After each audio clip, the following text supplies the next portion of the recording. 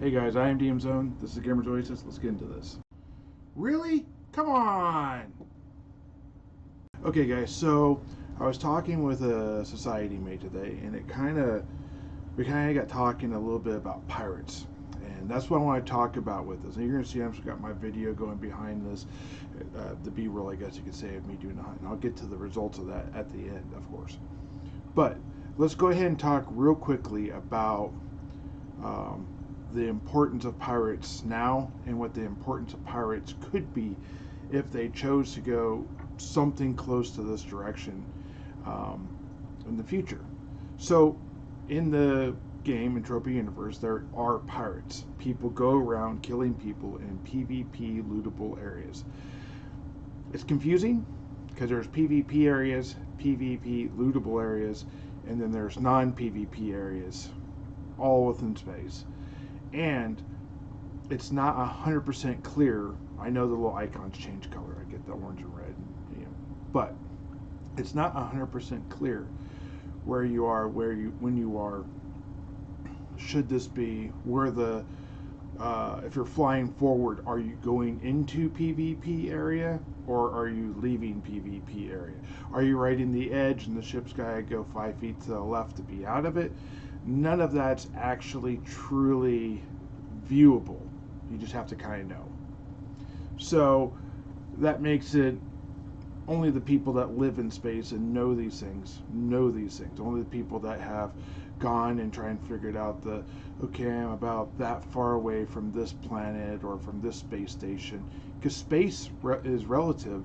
In space it's hard to really distinguish where you are on the vertical or the horizontal or the y-axis, the x-y-z axis, because it adds a whole nother level, because you can just float higher.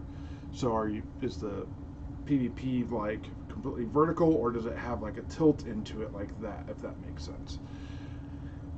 And they may not have figured it out that way. So you can't fly up to get out of PvP space. You may only be able to fly left or right or forward or backwards to get out of PvP space. Then why do we have an up and down?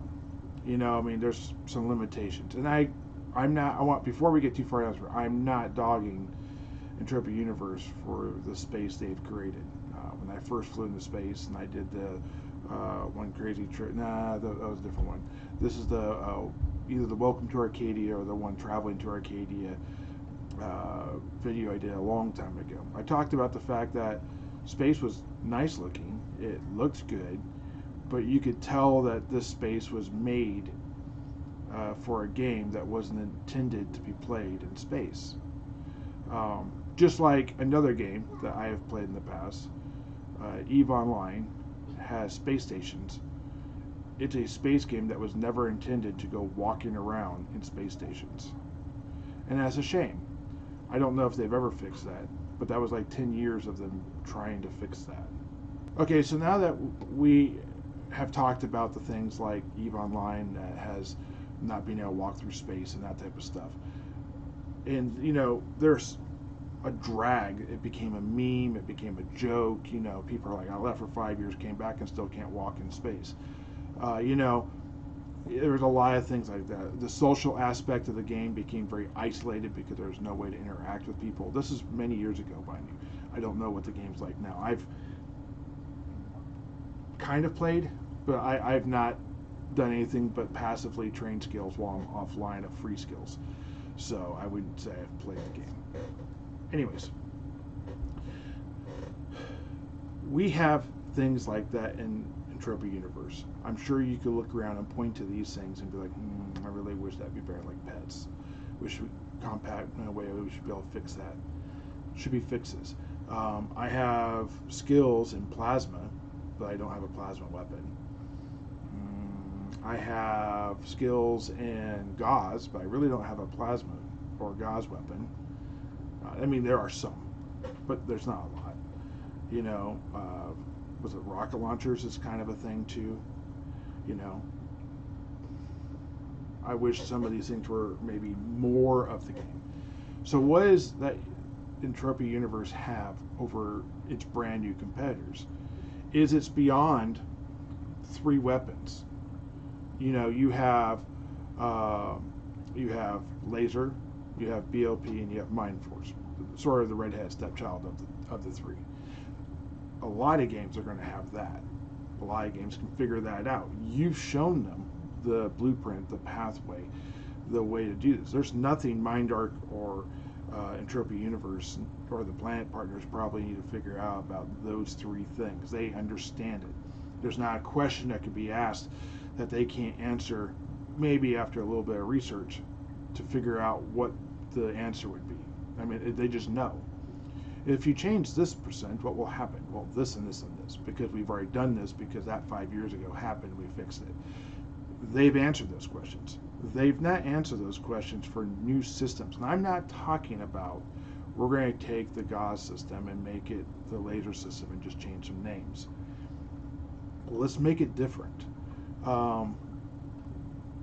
There's a live streamer who I watch a lot of, and he talks about the fact that it just seems to him that plasma weapons seem to fire with slower intervals, but they hit harder.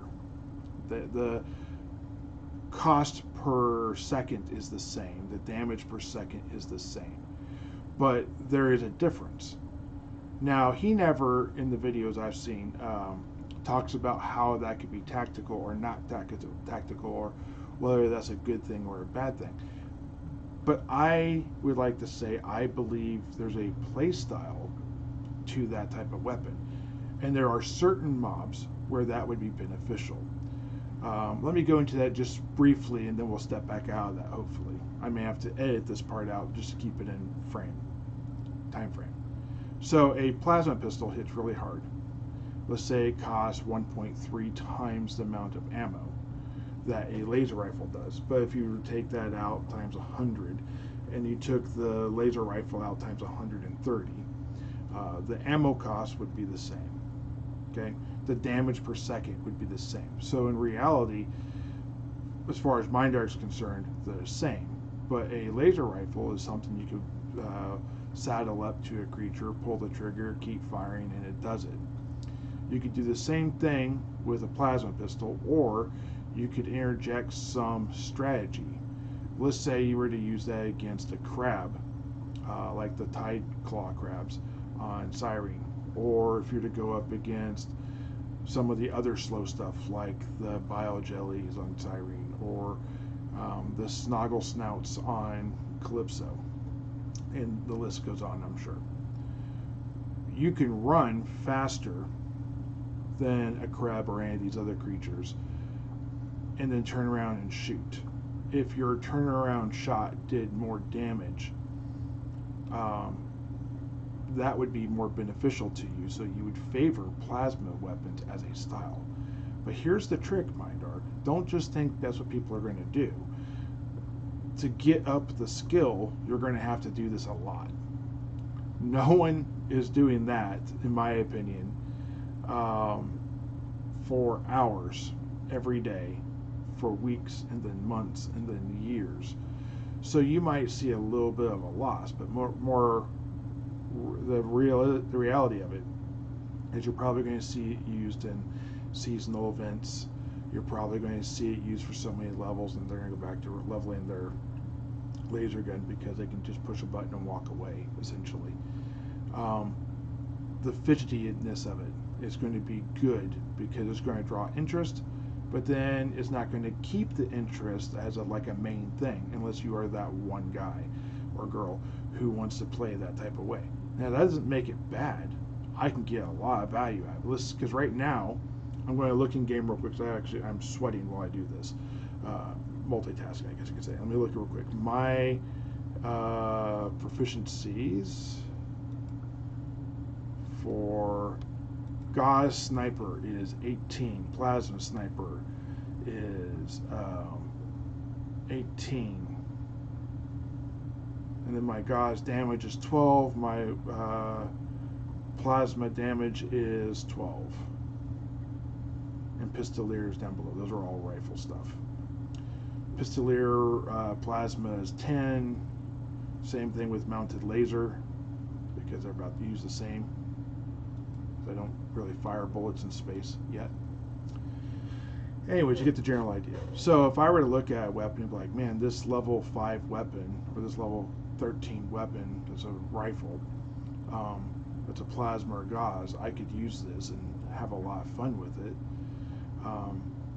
Then I could use that. But I'm probably not going to level plasma all the way up to like 40. I'm probably going to get there because I'm using laser rifle and I build up that. So what could gauze rifle do? Well, maybe gauze rifle is the one type of rifle, because I believe the way gauze rifles are fired, and this could be completely made up or wrong, or maybe I'm inventing a new type of weapon. Maybe that's the one weapon that you're able to fire in space because it doesn't require combustion. It doesn't require chemical exchange. Maybe the way it's fired is different. I don't know. Let's just say that is the case. And that's what makes gauze rifle specifically unique, is that they create a space, like a land area space, that would be like an asteroid that literally floats in a pattern around some object. Maybe it's in the same zone, it doesn't transition between zones, because that could be tough on the people on the asteroid. But let's just say that the Cyrene planet has these little orbital moons or whatever, or there is a asteroid caught in the space station's gravitational pull and the planet's gravitational pull, and it kind of floats by. Or maybe the stones that go by on Calypso, if you were to have some of them be like actual land areas, and they're only seen every 15 minutes as they come by. So you're waiting to come by space that is able to be traveled in, or maybe you just open up the space around Calypso and make it so you can leave 360 degrees, or maybe you'll have these instead all the way out in the middle of space, and certain asteroids can be harvested on, like actual people, miners going out there and mining, like physically standing on the rock and mining for more rare stuff like pyrite. And maybe this is a completely PV lootable zone, or maybe there's certain lesser aliens, or maybe the same ones, I don't know, like what you fight when you're traveling through space. I don't know if I'd want to have 37 be like the minimum level. As I hear, but you get the general idea. And that's the weapon you use in that space. This could also go back to the pirate thing. So maybe this is a pirate space. Maybe there's a tornado of asteroids that for whatever reason has started to form, and they think there's like maybe a discussion of black holes or whatever, and then the 2 quarters later they talk about the fact that there's now resources able to be mined on certain larger stones that are now going to be sold as land areas, that will be adjacent and always in PvP lootable areas. So be aware that this is going to be probably heavily populated by pirates, and that the land areas themselves will be forced PvP maybe. And then later after that, then you could go ahead and introduce some sort of group of corporations that have created a portal, essentially, a way to strengthen these asteroids from being sucked into whatever the middle is, and they have found a way to give structure. And this would be like this big disc out in space, and that will also be like a new planet partner type of thing. And then in there, there would be access, kind of like you would go from Next Island to ancient Greece, into like something that people, if they ever go there, would consider to be like morally reprehensible to kill these creatures. Like the fact that we are there is abhorrent. Think of something like Avatar. So you have this mechanical race of people that comes in, looks like they're straight from Cyrene, and they're running around with these big mechs, killing these huge creatures that are just trying to live their best life in this huge forested area. Um, I think I would throw some things in there, like maybe modern technology doesn't function. Anything that is metal doesn't seem to function. That not all aliens are necessarily bad. That there's a certain group that has welcomed them in and has helped save them per se. And they might have their own malevolent reasons why they do such things, or they might just be just good people or good aliens. But essentially, things like laser BLP don't work. Gauze doesn't work in there. Plasma maybe works. An interesting thought I had about the plasma was maybe plasma could be. My nose is I don't know what's going on with that. Maybe plasma could be reverted into biogenetic weapons, where essentially you would genetically alter like a growth that you could put on, like you put your hand in it, like basically goes into your muscular and fires based off of the receptors in there, and once it's connected, you can't switch weapons. Maybe I don't know. Maybe a little too harsh. Maybe it's intelligent enough you can switch weapons, but it'd be a plasma weapon, and it would look very alien and probably lopsided. So some of these people that want to have like the hand that looks like it's too big, like if you're going into like a Fallout game type of mindset, you could have that, and then you'd have your plasma weapons charged up in there and that type of stuff.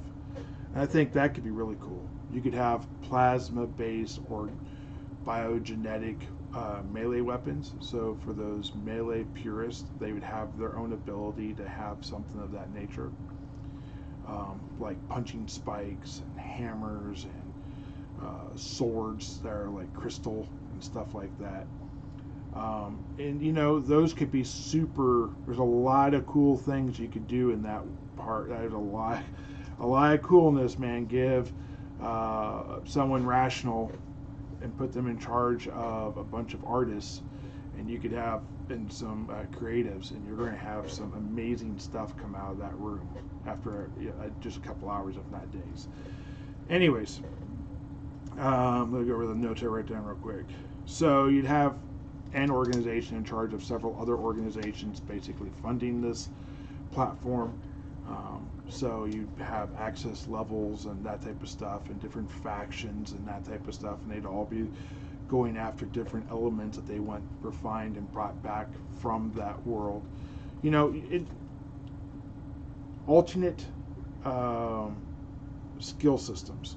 So, for example, if you were a pirate and you were on the balance, and you maybe these weapons, because of the cruelty or the way they're gathered, being a pirate gives you early access to them, and that would be like the benefit to being a pirate. As long as you held the pirate title, as long as people saw you when you flew around and it said pirate, you would get like +3 skill level for being able to access it, or something of that nature. Or maybe you can't access it unless you're a pirate. But I would be hesitant on the second one, because a huge portion of the market are the people like me that have never killed anyone in space, that don't intend to kill anyone in space, that don't want that stigma about them, and then, but they really want this weapon. So it's that vanity weapon, or it's that the next Uber weapon that might push people towards being a pirate long enough to be able to access it without having to be a pirate. So you have that smuggling aspect of, they can't go in there and get it. They get it because they buy it. So you got player trade and that type of stuff, which builds societies and that type of stuff. professions like smuggling. Um, and then they go around and use it. And then I would have a lot of these probably be limited, so it requires people to go back. And only like very rare items from there would be unlimited. The reason why I would go limited on like 99.9% of those items um, is because they come from a different reality, and it doesn't make sense why they would be able to maintain their structure in a different reality. If you wanted to argue it all away and say because I think Mindark would like to go to it, there are no unlimited weapons, because I think that is beneficial to them. But anyways, going back into this again, one of the other things that you could offer is like a daily mission that allowed you for 15 minutes to appear as a smuggler, appear as a pirate. So for 15 minutes you flag up as a pirate, but then you're not. So what you'd have to do is you'd have to become a pirate, or maybe an hour, whatever. The time would be dependent on how long it took you to get from point A to point B, essentially. But a reasonable amount of time would be allowed for you to go and do a little bit of shopping in like a pirate hub, go and like socialize in the bar, meet people, get a chance to get a feel for what that's like, right? And then once you went deeper in, and once you're actually out in the wild per se, then whether you're a pirate or not doesn't matter. So if you didn't want to become a pirate to go in there, you could. But everything you kill on there pushed you towards being a pirate. And I would actually have the inverse of that. Everything you kill outside of there, that's like the bad guys, because there's probably going to be good guys and bad guys. But the good stuff drops, of course, from the good guys. But the bad guys you go kill, maybe pirates in space, don't hurt your rep. Maybe it heals your rep, makes it good. Maybe being a pirate should be more than just red and blue or green or whatever it is. Maybe it should be way bigger in that. Like maybe, I don't know, I won't say like a different color, but I don't know, symbols, something. Again, creatives in a half hour, they probably could figure out a more lengthy system that would be easily recognizable of, oop, I don't want to be around that person. Or, oh, that's a real bad thing to be around. That type of stuff. Then once you got that stuff going, again, then you'd be good to go. Okay, so one of the things looking back at my notes that I realized I'd forgotten was reasons why people would have land areas in these spaces. I could see sort of a traveling bonus or something of that nature that would be from Mindark. That would be the draw to these land areas. And I'd make it so these land areas are not easily accessible. You can't have people jumping from planets to these land areas or that type of stuff. And certain older planet stuff, like maybe Crystal Palace, could be brought up into consideration. But again, you wouldn't want these things travel to outside of space. The whole purpose is to get people into space for other reasons. And you don't want to take away something like teleporting to Monria because you're trying to get people into space. So maybe this would be a change of the guards, and these new land areas would have built-in benefits that people would have to evaluate whether or not is worth it to be in these land areas or not. I think the land areas would be hot when they first came out, but whether they kept that heat, I don't know. But something like, pollination, like maybe the solar wind blows into a certain area at certain times of the scheduled, essentially. So people know. So you're going to have people going from land area A to land area C because that makes more sense. And you're going to have, because that's going to be pollinated. We use the word pollinated just for this purpose. But it could be whatever. creatives, half hour, they could figure it out, right? But maybe, you could have like this knowledge too, and then people are like, oh, wait a second, it's Thursday, so land area C is going to get pollinated today, and land area E won't be pollinated until Sunday. So I'm going to go ahead and travel to land area E, not go to C, because I got things I want to do on Wednesday, and or today, and then on land. I want, but if I go to land area E on Sunday, then I'll be able to get that there, and then you could have a couple days when nothing gets pollinated. Like, you don't need 7 for 7 days of the week, but if you base it around the calendar, I think that could be kind of nice. And what that would be is, well, it's Thursday. There's nothing to do, so I guess I'm just going to go home and go back to Cali or go back to Cyrene or something like that. Again, trying to get that travel in and out of space. I think there's a lot of things you could do that would make that very beneficial. Anyways, guys, this has been my internal monologue rant of an idea, I guess you could say. I just wanted to kind of get out there, and maybe if this sparked some ideas. Let me know if you like this video. If you want me to do more videos like this, I have thoughts like this all the time, especially around dead areas of the game. I would like to fix these areas, but I just play the game right now, right? Okay, guys, so if you like this video, go ahead and hit the like. If you have any thoughts about why things could be different, go ahead and put it down below. If you're a Mind Dark person, I guess, cool, I hope you get use out of this. Hit the subscribe button if you want to see more videos, maybe like this, or maybe back to my normally scheduled content. And I'll talk to you guys in the next one. Keep earning that pet.